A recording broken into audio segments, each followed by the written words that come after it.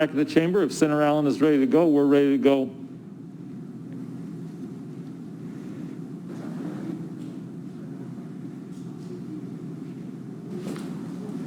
Senator Allen, thank you. Well, thank Senator you so Allen, let me ask you if you accept the amendments as outlined in the analysis on page 9, comment number 2. I do, with great thanks, because you've helped to improve our bill, Mr. Chair. Thank you. Senator Allen, please proceed. Well, thank you so much. And I was just chatting with my colleague about what is a very difficult series of issues to think about, and this is our waste management and recycling system. Now, there are big issues with that system, and certainly we've got legislation to try to fix the system writ large. But this is actually it's a pretty simple measure dealing with a complicated issue. So current law prevents a manufacturer from making an untruthful environmental claim, such as earth-friendly or recyclable, if it is not recyclable. And so now, but here's the problem. A lot of manufacturers who are not allowed to say that their item is recyclable are allowed under current law to stamp the recycling symbol on their product.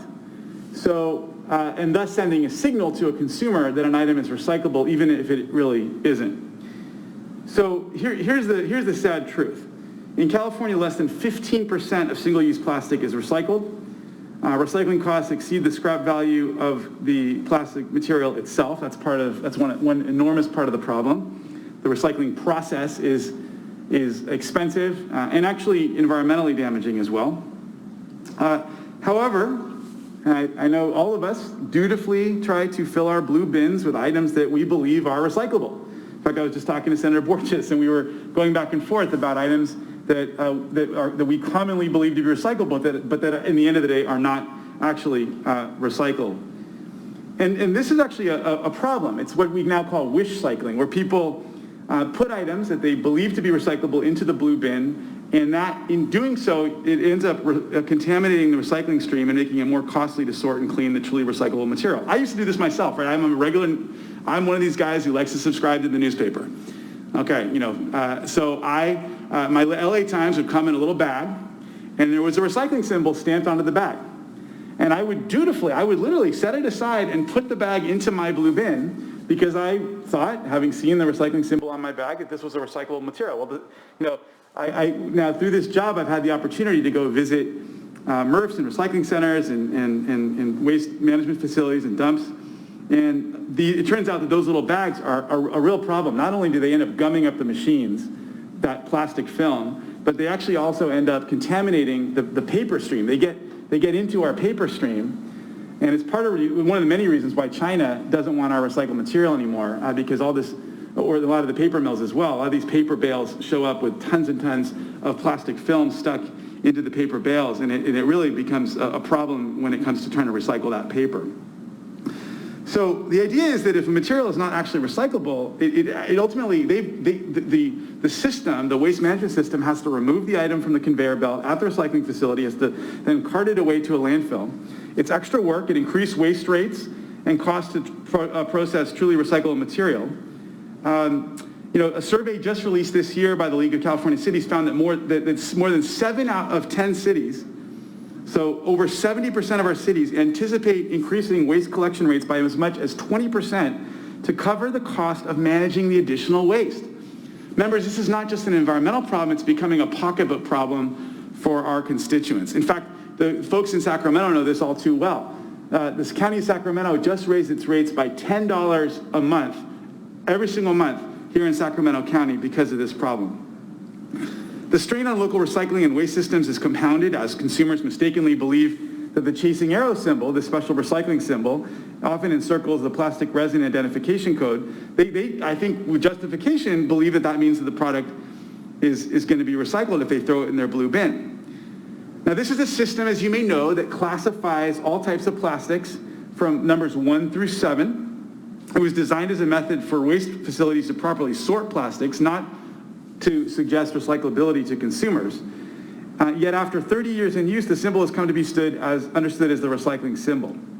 Now let's be honest, we all know how confusing recycling is. And in fact, the consumer brands Association recently performed a study on recycling. They found that for many Americans, recycling ranks ahead of, so it turns out that knowing how to recycle is more confusing than building IKEA furniture, doing your taxes, playing the stock market, or understanding someone from the other sex.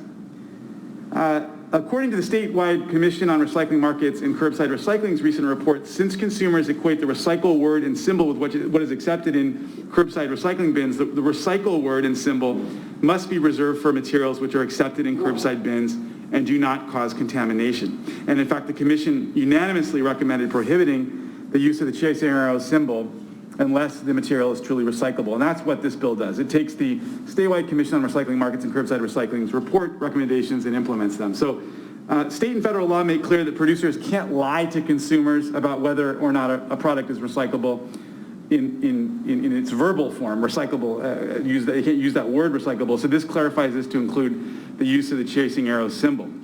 It relies on existing criteria to determine which material types are truly recyclable and can display on the chasing arrows. The criteria requires the material to be more than just technically recyclable in some lab, but actually able to be collected, sorted, baled, and remanufactured into new products.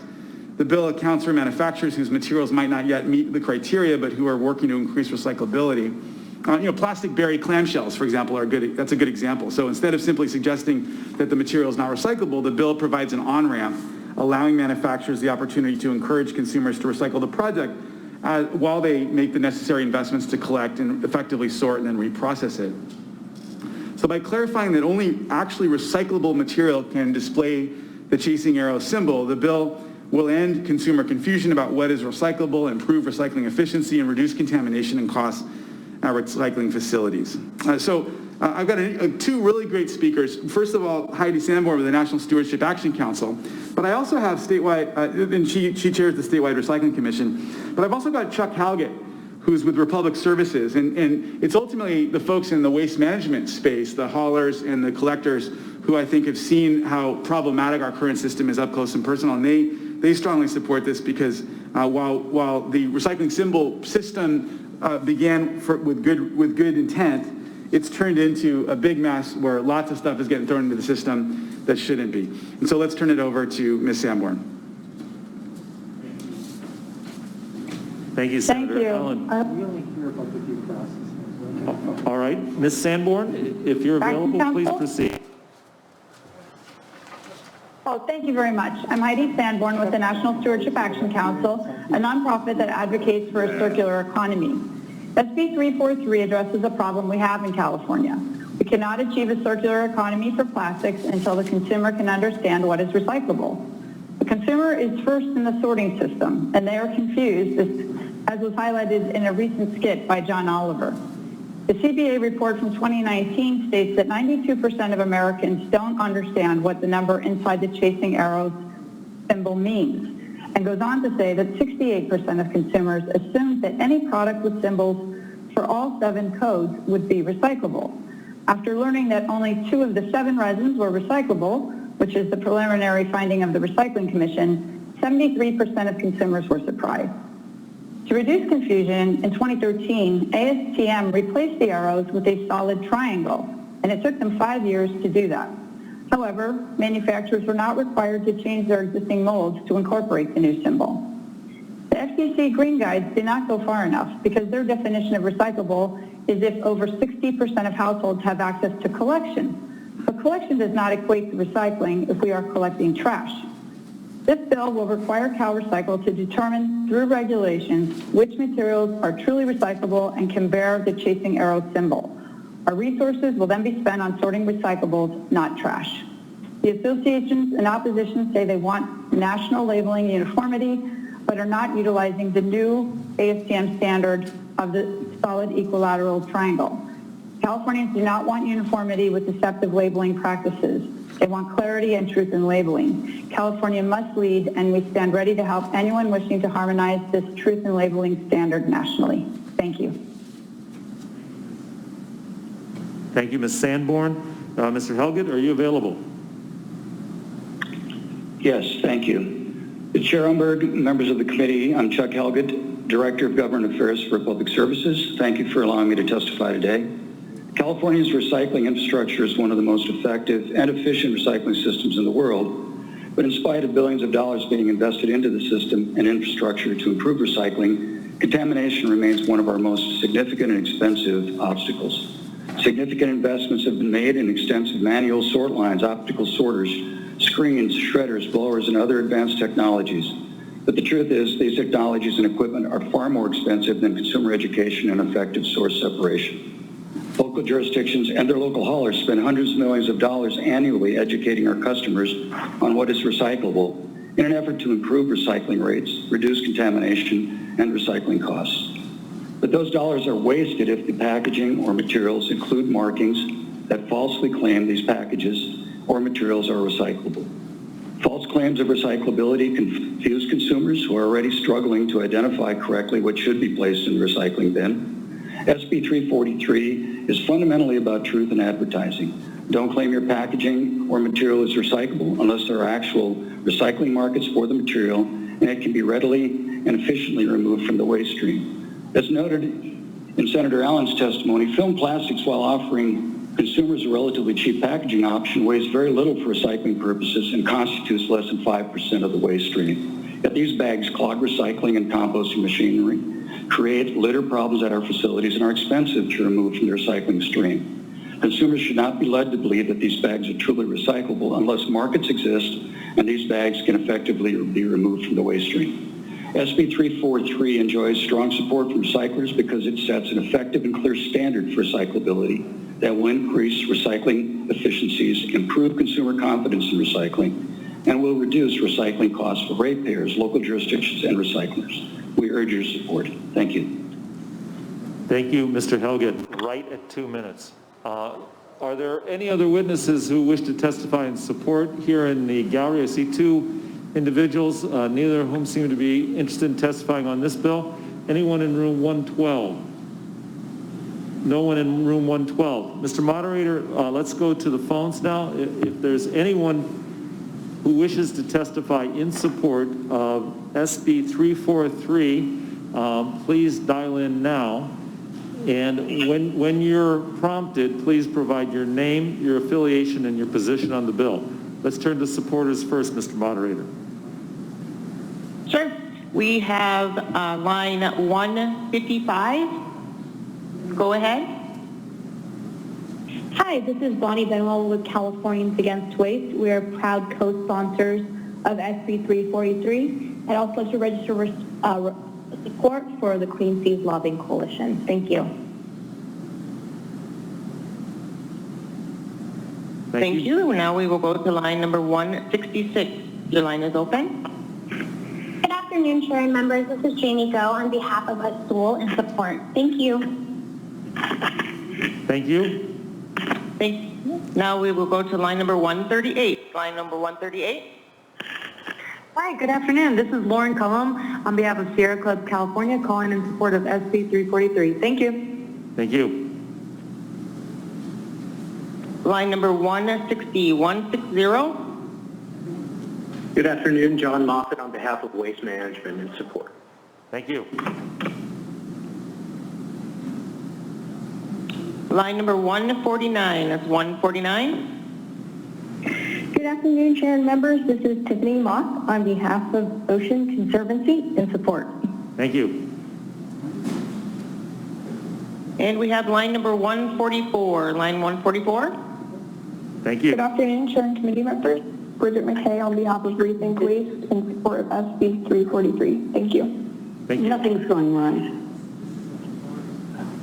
And next we have line 134. Good afternoon, Chair and members. Stephanie Morwell on behalf of Recology in support of the bill. Thank you. I'll get it to work. We have line number 110. That's 110.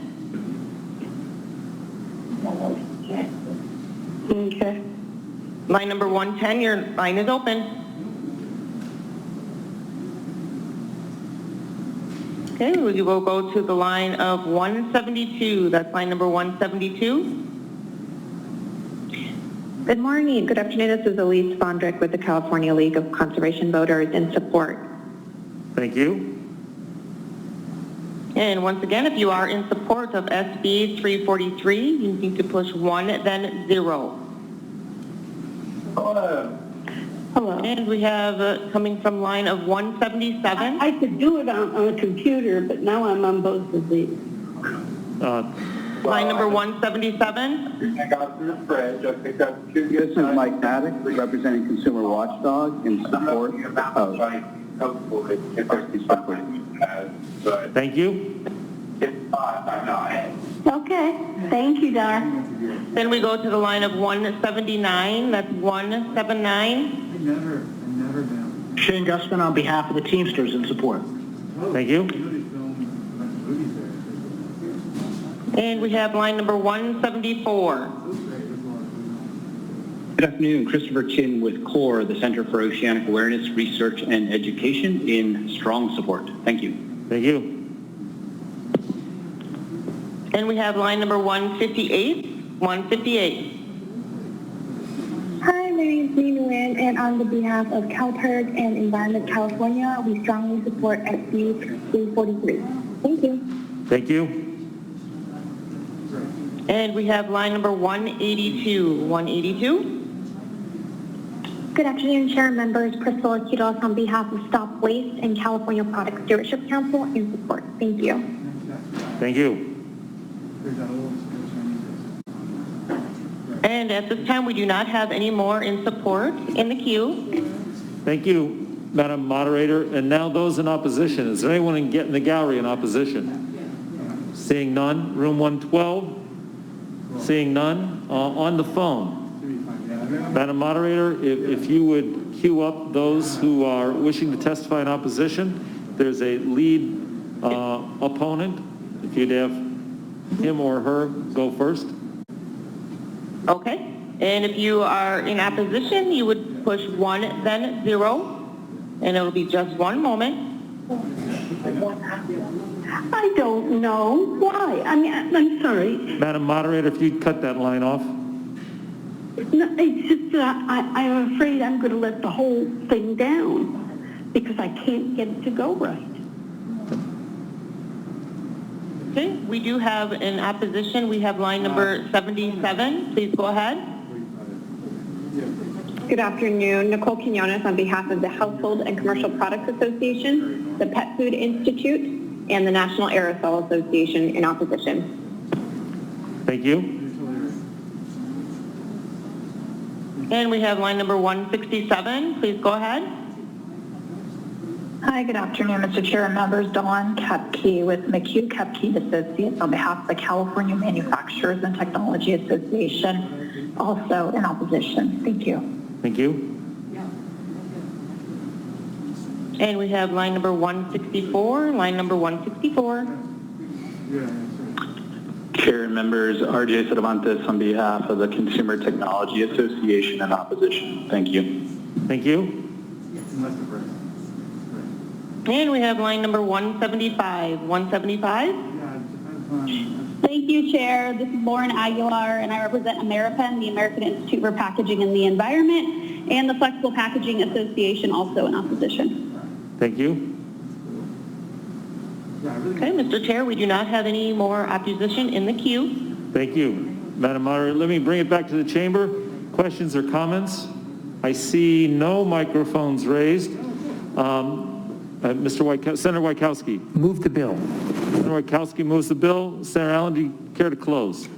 I just respectfully ask for an vote and appreciate all the support. Thank you very much. Madam Chief Counsel, if you'd call the roll.